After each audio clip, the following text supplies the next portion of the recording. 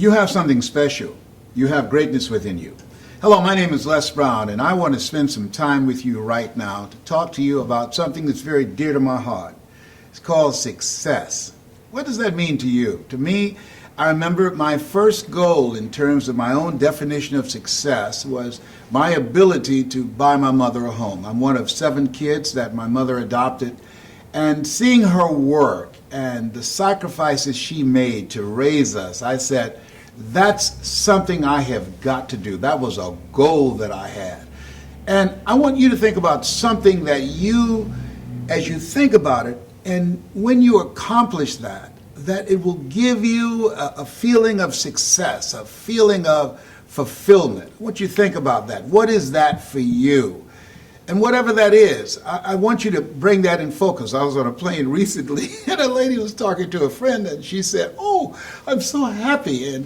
And so a friend said, "Why?" She said, I've been saving for 2 years, and I was finally able to get my husband a tattoo." Okay, I said, okay. Now that was success for her. I'm not judging that, okay? Whatever. I'm sorry.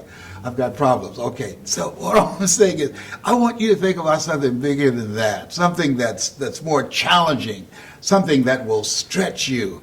And why? It's because, to me, the value of goals and living a successful life, it really introduces you to a part of yourself that you don't know right now.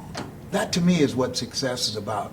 Finding out what is it that you have in you.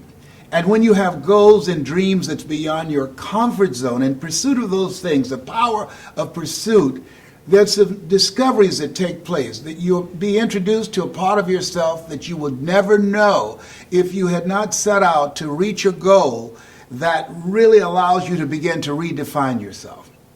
I said you have something special. Well, that specialness is greatness, and that greatness, it's not something that you are destined for. It is something that you have to literally manifest by operating outside of your comfort zone, by pursuing some goals and dreams that will stretch you. So I want you to think about, what is that for you? And as you think about it, here's something that I suggest, is that I want you to hold it in mind. Get some pictures that you can put up to feed your mind. Because one of the most important things about pursuing goals, keeping them before you, is important. I believe our thoughts have magnetic power. I was about to call a friend the other day, and when I picked the phone up, he was already calling me.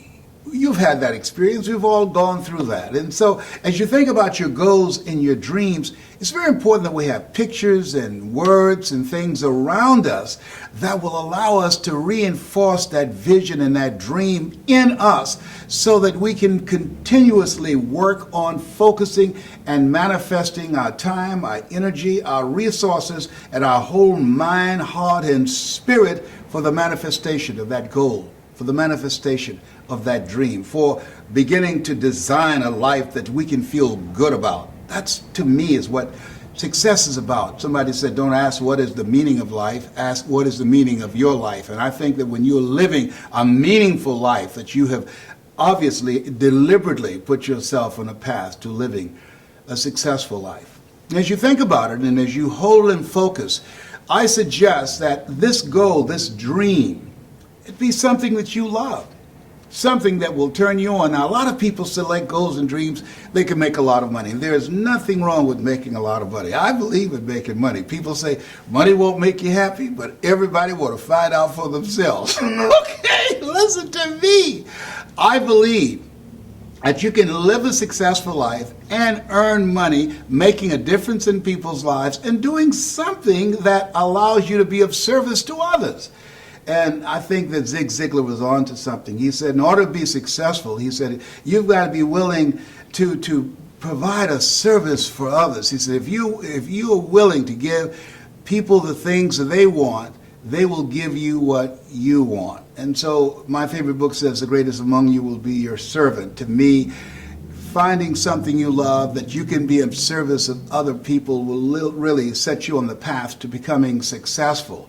And that which you love, I encourage you to do it with everything in you. You want to really begin to master whatever it is that you want to do, because in pursuit of doing that goal, reaching for something that is beyond your comfort zone and doing it, you'll discover some things about yourself that you don't know right now. That's the exciting thing about it. I had no idea when I decided to become a speaker that I would become an author, I become a trainer, I became a television talk show host, I produced specials for public television. I had a talk show, the highest rated, fastest canceled talk show in the history of television. I had no idea that in pursuit of my dream, I would be doing a promotional talk with you right now about success and have hot flashes. Whatever. I had no idea.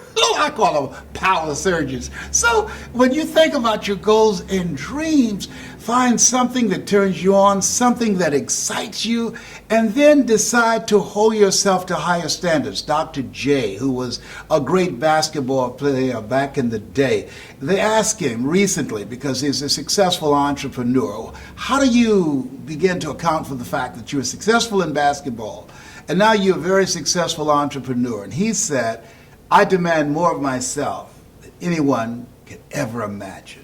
Wow, think about that. That when you are living a successful life, you hold yourself to higher standards. You have some demands on yourself. You challenge yourself. You push yourself. You stretch yourself. You don't need to be encouraged and motivated. When you are pursuing something you love to do, you don't need an alarm clock to get you up in the morning. You get up automatically because you're fired up and hungry for this life that you are designing for yourself. The other thing is, be patient and be willing to persevere. See, we're living in a time people want everything right now. It doesn't happen like that. People stand in front of a microwave and pat their feet. No. If you are serious about making yourself stand out, if you're serious about mastering something that you want to do, patience is required and your willingness to take some hits. My favorite book says, think it not strange that you face the fiery furnaces of this world. You will, not you might, you will have tribulations. Things are going to happen that you can't anticipate. Life will catch you on the blind side. And don't say, well, why did this have to happen to me? Why not you? Who would you suggest? You want to give us some names? It's called life. You know, Forrest Gump was right. Life is like a box of chocolates. You never know what you're going to get. That's all I got to say about that. And so the thing is, you have to learn to deal with it. You have to handle it. You have to suck it up and move on.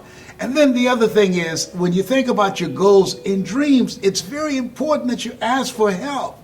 Ask for help, not because you're weak, but because you want to remain strong. And ask for help and don't stop until you get it. A lot of people won't ask for help. They try and do everything themselves. You know, say, well, I can do it myself. No, you need a team. It's very important, I think, that you ask for help in pursuit of your goals and dreams. Why? Because everybody needs a team. You cannot do it by yourself. Ask for help, not because you're weak, but because you want to remain strong. And ask for help and don't stop until you get it. Now, in the whole process of discovering what that dream life is for you and living a life of success, one of the things I think it's important for you to know, you will fail your way to success. I'm telling you, you will fail your way to success. Walt Disney filed bankruptcy 7 times and had 2 nervous breakdowns. You're going to fail your way to success. It's a part of the process. See, 86% of people allow their fear of failure to outweigh their desire to succeed. I didn't do what I'm doing now for 14 years because I don't have a college education. And I still don't, because I never worked for a major corporation. And I assumed, because I don't have an MBA or a PhD, I assumed that I couldn't do what I'm now doing. A friend of mine, Robert Root, wrote a book, and part of what he had in the book is not what you don't have, is what you think you need that keeps you from becoming successful. And I'm saying to you that you are the money. Be willing to work on yourself. Be willing to work on your mind. I think it's important, as Earl Nightingale said. He said that you don't get in life what you want, you get in life what you are. My favorite book says, think it not strange as you face the fiery furnaces of this world. But he also said, be transformed by the renewing of your mind. You got to renew your mind every day. Why? You need mental resiliency to pursue your goals and dreams. You're going to take some hits. Things are going to happen. And when you have the kind of mind power, you can come back. I've got a saying, when life knocks you down, try and land on your back, because if you can look up, you can get up. And when you work on yourself, when you train your mind, your thinking, listening to motivational messages every day, in pursuit of my goals and dreams, I would listen to Earl Nightingale and Zig Ziglar and Dr. Norman Vincent Peale every day to train my thinking. And I'm suggesting to you, you do the same thing right now for yourself if you're not already doing it. Why? Because things are going to happen. And we need words that can empower us, words that will allow us to get a vision of ourselves beyond our circumstances and mental conditioning. A doctor looked at me and he spoke 3 words that no one ever wants to hear. You have cancer. Cancer is the most feared word in 7 different languages. And I said, can you give me a second opinion? He said, yes. And you're ugly too. No. No. But the thing is this, that I had to handle that. I had to deal with that. And for 19 years, I've been kicking cancer's butt. I beat cancer so bad, the cancer rate in my neighborhood dropped by 90%. So when you look at life, it's been said, and L.C. Robinson said it, he said, things may happen around you and things may happen to you, but the only things that really count are the things that happen in you. And as you work on yourself and work on your dreams and designing a life of success, be willing to experiment, understand and know you will fail your way to success. You're going to have some setbacks, but those things don't stop you. A friend of mine named Willie Jolly said, as a setback is a setup for a comeback. You have comeback power. And when you surround yourself with what I call OQP, only quality people. Think about that. Only quality people. There are a lot of people who will never reach their goals. They'll never become successful because they have too many toxic, negative, energy-draining people in their lives. You got to ask yourself the question, what is this relationship doing to me? Hey, Les, can I change him? No. You can't change people. It's a full-time job changing yourself. I believe in the philosophy of let go or be dragged. There's some people you have to let go of or they will drag you down. And as you think about your friends and think about your relationships, I think that Dr. Dennis Kimbro was right. He said if you're the smartest one in your group, you need to get a new group. You want to have people around you that you can learn from. People that you can grow from, people that will stretch you mentally, emotionally, and financially, and intellectually. The other thing is you think about designing a life of success, finding something you love, something that you enjoy 7 days a week, 24/7. The other thing that's important, find ways in which you can make a difference in terms of a larger context. What do you mean by that? Horace Mann said, we should be ashamed to die until we've made some major contribution to humankind. I believe that he had a point. What is it that you believe in? Some cause that you would like to contribute to, something that resonates with you. With me, I think it's very important that I play a role in people understanding that they're more powerful than cancer. My mother was a 22-year breast cancer conqueror, and I'm a 19-year prostate cancer conqueror.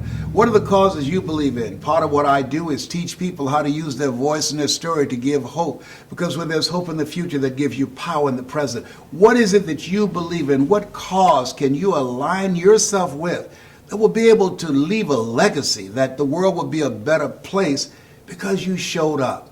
And as you think about those things of having a successful life, of doing things that allow you to serve other people and be able to earn a living in the process, and doing something that excites you. See, when you are doing something you love, you never have to work a day in your life. I love to speak. I talk in my sleep. My mother said, boy, your mouth is like a refrigerator. You can't hold nothing.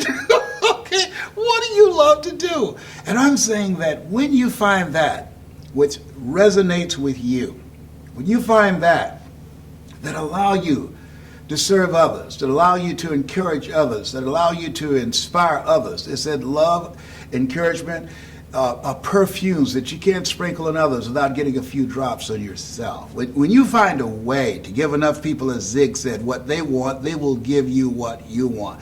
And when you live your life from a place, as the guy said, that you must be willing to do the things today others won't do in order to have the things tomorrow others won't have.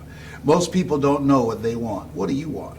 Most people are not willing to take the time to write their goals down. Most people don't have a plan of action. Most people are not concerned about who's in their ear, who's in their life. If you don't know where you're going, you're going to end up someplace else. And most people are not willing to live a life that will allow them to challenge themselves. They go through life trying to play it safe. And the truth of the matter is, there are no safe positions in life. Nobody's figured out how to get out of life alive. You've got to be willing to be a risk taker. This God said, if you're not willing to risk, you cannot grow. And if you cannot grow, you cannot become your best. And if you can't become your best, you can't be happy. And if you can't be happy, then what else is there? I like what Helen Keller said. She said, life is short and unpredictable. Eat the dessert first. So as you think about your life and living a life that represents success for you, and if you challenge yourself, if you're willing to experiment, if you're willing to be patient, if you're willing to master that which you love, surrounding yourself with OQP, only quality people, and operating out of the saying that life is either a daring adventure or it's boring, I say that you'll be able to create a life of success that you can feel good about, that you can be proud of. You have something special. God so loved the world that he chose you out of 400 million sperm. There is something in you that the world needs right now. There's something in you that if you don't do it, we will all be deprived. You have something special. You have greatness within you. That's my story, and I'm sticking to it.